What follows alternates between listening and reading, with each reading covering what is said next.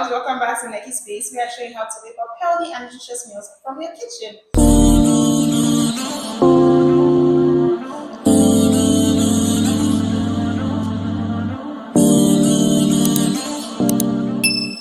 So we're going to be making one of my current favorite things to eat, which is a barbecue chicken and cheese melt. It is so good, it is so nutritious, and it does melt in your mouth. You can make this in 5 minutes tops if you have your ingredients prepped. Okay, I'm not a magician. But if you don't have your ingredients prepped in 15 minutes, I promise you they're done. So yeah, let me show you how I make it. And if you're not subscribed yet, what are you waiting for? Hit the subscribe button, hit the like button, and drop me a comment. And yeah, I'm finally going to be launching this apron my friend gifted me. Am I holding it upside down? Oh, why did I think I need to put it across my head? I'm so used to the other types of aprons. This is actually so cute. I'm wearing my face. Next face. Okay, I'm aware that you can't really see my face from this angle, but I had to move it around a little bit so you can actually see what we are doing in here. First of all, we're going to be weighing the chicken breast, like I already did say. You want to make sure you have this weighing scale. It is very important. And it's very affordable as well. Like less than 5,000 should be able to get you the scale. So you want to put the plate on your scale and then click on this function to zero out the plate and then weigh your chicken breast. We need 120 grams. Bingo.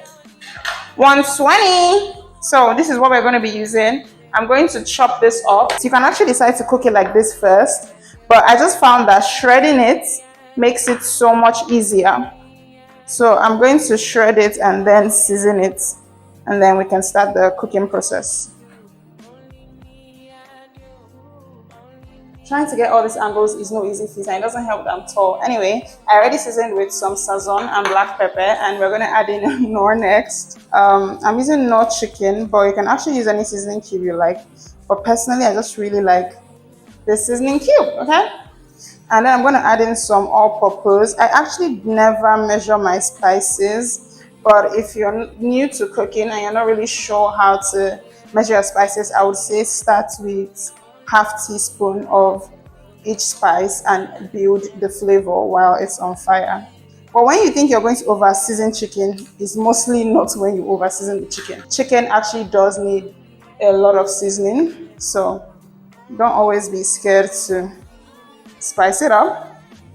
But yeah, that's literally it, and we're going to mix this in. I don't want to use my hands, so I'm going to use a spoon, but you can use your hands if you like, but I don't want all the gunk to go into my nails, so this just is much better for me.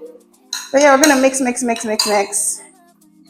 and just throw this into a pan. So I'm going to be using 1 teaspoon of olive oil to fry the chicken.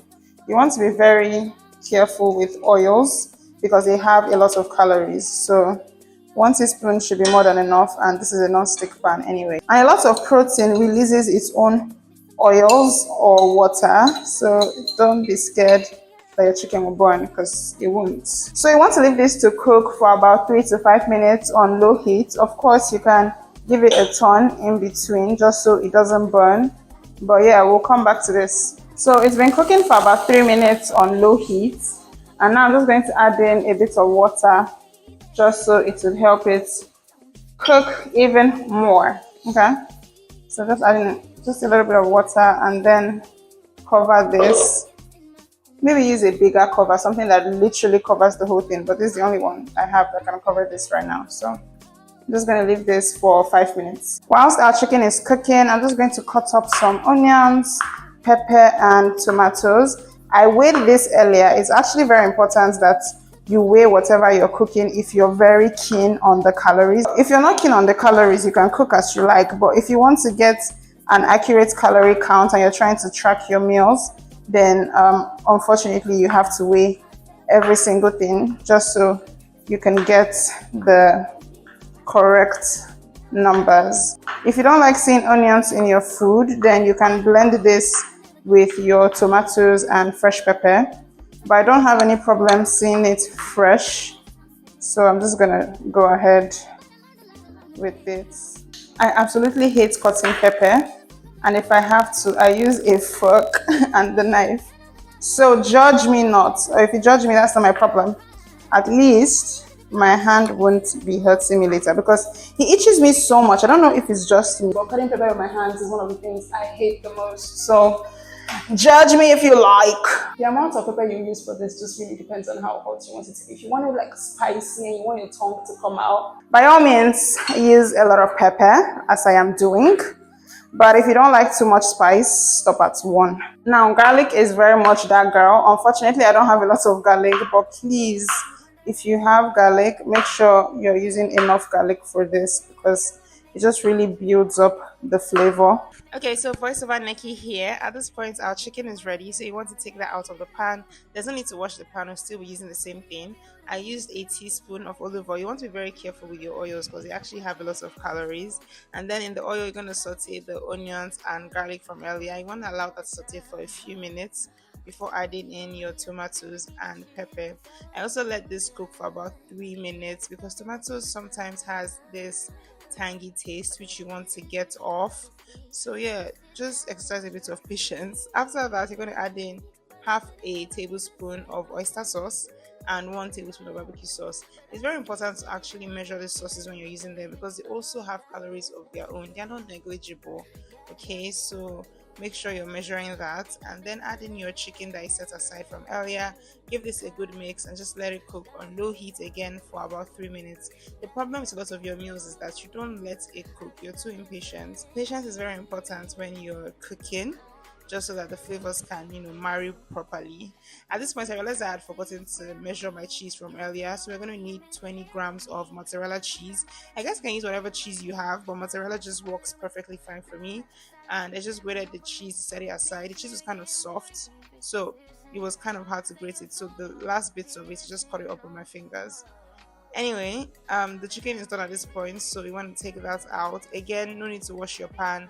Toast up 1 wheat tortilla wrap. I'm going to show you the brand I use, and I just toast both sides. We're doing all these things on low heat so that your wrap doesn't get too hard. When it has toasted, put in the chicken on one corner and then place the cheese on top. I usually add cabbage as well, like shredded cabbage, but I didn't have cabbage on this day and it's not compulsory, but it's one of the things I like to add. It just makes it more filling.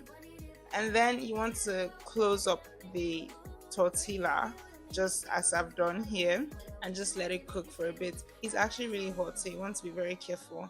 Anyway, after like a minute or two, you want to use olive oil spray and just spray gently and use garlic and herb salt. This gives a really nice, crunchy and tasty exterior. It's such a big pro tip for me. Whenever I'm doing any tortilla melt or tortilla wrap, I always do this, and I do it on the both sides. It gives it this really, really nice crunch. You cannot understand till you experience it, so make sure you try it out. Okay, voiceover Nikki signing out. Bye. Okay, so we're finally done. It looks amazing. I can't wait to taste it. Let me take this off because it's been a day. I already know how this tastes, but of course I want to give it another taste again.